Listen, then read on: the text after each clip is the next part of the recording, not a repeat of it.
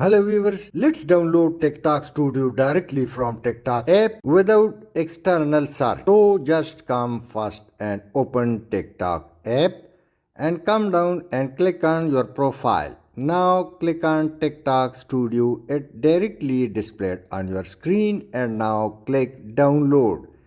After downloading, click install and now the installation process has begun. You can read detail about it, even comments of the people. You can click open or go directly to desktop of your mobile and here you will see TikTok Studio. So let me just click it. It's open now.